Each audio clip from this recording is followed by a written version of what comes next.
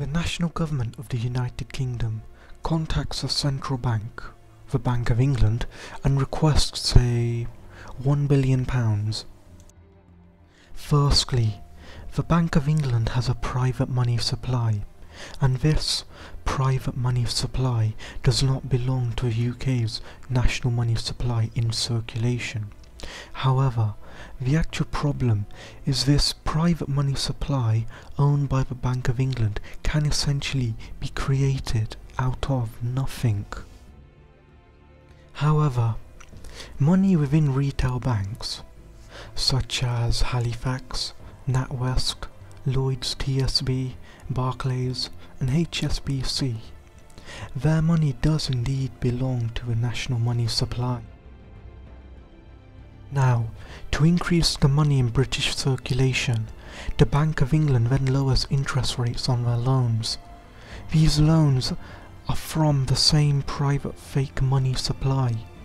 These loans were only offered to other banks. For example, lowering interest rates from 1.5% to 1%. This encourages more borrowing from the retail banks.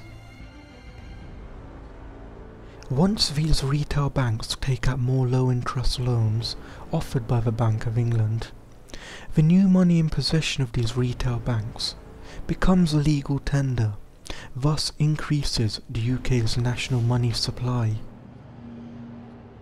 The retail banks then loan out their borrowed money to the people, charging higher interest rates, such as mortgages at 5% APR, personal loans at 10% APR, credit cards at 20% APR, and so forth. And with all this interest generated from multiple levels of loans, the banks profit and the people suffer. However, this is just a generalization. In reality, the transaction would occur electronically, with no paper used at all.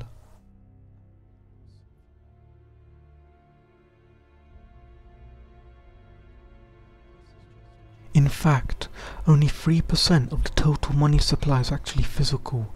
The remaining 97% essentially exists in computers alone.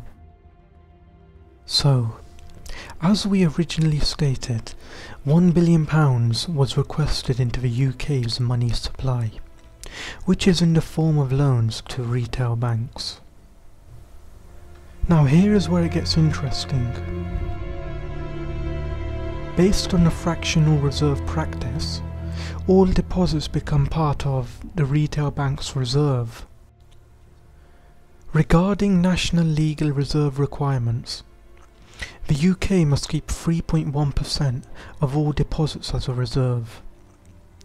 For this example, let's assume the Bank of England loaned £1 billion only to Barclays Bank. This means that the deposited £1 billion, 3.1% of which, £31 million, is the required reserve, while the other 96.9%, £969 million, is an excessive reserve which can be used as a basis of new loans.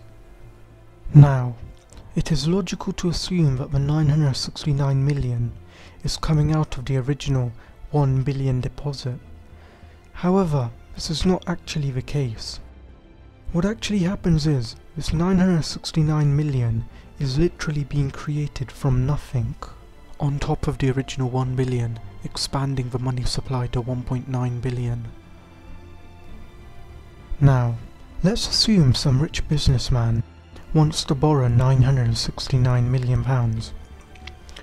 Once the bank accepts and gives out the loan, the person then has to deposit his newly received money into a bank, and the cycle repeats all over again. 3.1% is isolated, 30 million as the reserve, and 939 million is now available for new loans. Then to 910 million, and then to 882 million, and so forth. This deposit loan money creation cycle can technically go to infinity. However, keeping it mathematically simple, From the original £1 billion deposit, £32.3 billion can be created. However, the biggest problem with the system is, where does the value for this newly created money come from? It literally steals it and devalues the old money. This is why the British currency drops over time and the British pound weakens.